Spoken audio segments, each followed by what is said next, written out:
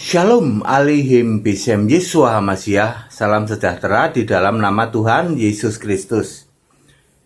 Kita masuk pelajaran 037 ya Bapak Ibu Saudara semua peserta sekolah tinggi Alkitab. Masuk di pelajaran 037. Ini tentang berkat dan kutuk. Kenapa masalah berkat dan kutuk kita bahas? Karena nanti di perjanjian baru ada muncul pembandingnya. Berkat kutuk juga ada, demikian pula tentang nasib dan takdir. Nah, itu dia saudara ya. Berkat, kutuk, nasib, takdir. Makanya kita bahas berkat dan kutuk. Jangan sampai gagal memahami. Semua mahasiswa di sekolah tinggi Alkitab harus clear, tidak boleh gagal memahami. Apa itu berkat, apa itu kutuk, apa itu nasib, apa itu takdir, ya. Imamat pasal 26. 27 juga ya, dua pasal ya. Berkat dan kutuk termasuk di dalamnya nazar, ya. Ini nazar, nggak tahu istilah nazar itu kan bahasa Arab ya. Ayat Imamat 26 ayat 1 sampai 13. Ini menyakitkan, tetapi kita harus bahas ya. Saya tidak ada maksud menyinggung siapapun. Tetapi kita mesti clear dalam hal ini supaya nanti kalau ditanya bisa jawab ya. Jangan membuat berhala patung dan jangan sujud kepadanya. Ya. Tidak boleh membuat berhala patung siapapun, termasuk patung Yesus. Pak, kami nggak buat pak, tapi kami beli. Kan nggak ada di Alkitab. Kalau beli boleh ya. Jangan sujud kepadanya. Buat patung boleh nggak? Boleh dijual ya. Buat hiasan. Ya saya nggak ngerti ya bagaimana sejarahnya seperti ini. Tapi kita orang Kristen yang Alkitabiah, ini pasti dari luar sana itu ditanya, Anda kok nyembah patung? Ya, Tuhanmu, Yesus, kamu bikin patung terus kamu sembah. Semua yang nyembah patung kalau ditanya, enggak pak, kami nggak nyembah patung. Itu hanya biar kami fokus. Perantara doang pak. Kami nyembah tetap ke Allah berdalih. Saya tidak bermaksud menyinggung siapapun ya. Tetapi kita harus clear.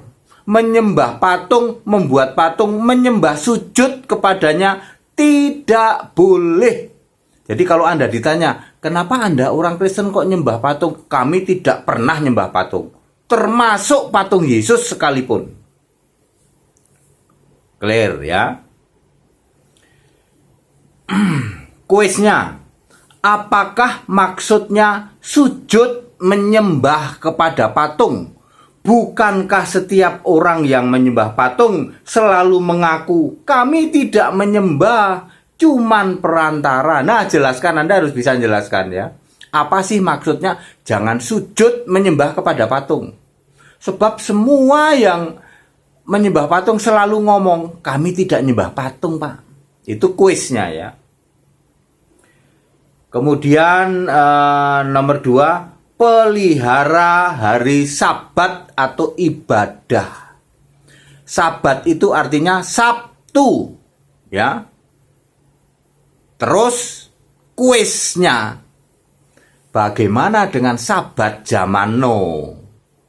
Apakah Sabtu, ataukah Minggu, ataukah hari apa saja boleh? Ibadah zaman Nuh itu apakah harus Sabtu, harus Minggu, atau hari apa saja boleh? Itu kuisnya. Dan berikan alasannya. Ini kenapa kita soal ini kita bahas. Sebab ada hubungannya kan Sabat. Tiap hari Anda ditanya dari luar sana, kenapa Anda ibadahnya hari Minggu, padahal Sabat kan artinya Sabtu. Anda harus bisa jawab kenapa. ya. Oke. Terus ketiga, hidup menurut ketetapan-ketetapan dan perintah Allah. Itu nanti akan dapat berkat. Inilah berkat itu. Ada 7 macam. 1. Hasil panen melimpah. 2. Aman tentram. 3. Damai sejahtera. 4. Tidak ada pedang, tidak ada peperangan. 5. Beranak cucu. 6. Allah senang, tidak marah melihat kita. 7. Kita jadi umat Allah, Tuhan jadi Allah kita. Nah, sekarang kuisnya. Itu tadi berkat. Kalau kita tidak mau ikut ketetapan Allah, maka kita mendapat kutuk. Nah, sekarang kuisnya. Apa bedanya berkat, kutuk, takdir, nasib? Nah, ya. Berkat, kutuk, takdir, nasib. Udah, itu kuisnya itu. Ya. Tadi bicara berkat, sekarang bicara kutuk nih, tak omongin kutuknya ya. Tuhan nih di Imamat 26 ya. Kita bicara di Imamat 26. Tuhan memakai kata ganti daku, D-nya huruf besar. Daku. Ya. Kali ini Tuhan memakai kata ganti daku, D-nya huruf besar ya. Jadi kutuknya begini, kalau kita tidak ikut ketetapan Allah, kutuknya begini. Batuk kering demam, sia-sia menabur benih. Apa ini? Kalah oleh musuh, tenaga habis sia-sia. Ternak dimakan binatang liar. Ada peperangan, ada sampar. Bahkan ini ada gini, makan daging anak sendiri, ya. Korban ditolak, kota runtuh dan lain-lain. Itu dikutuk oleh Allah kalau tidak menyembah Allah.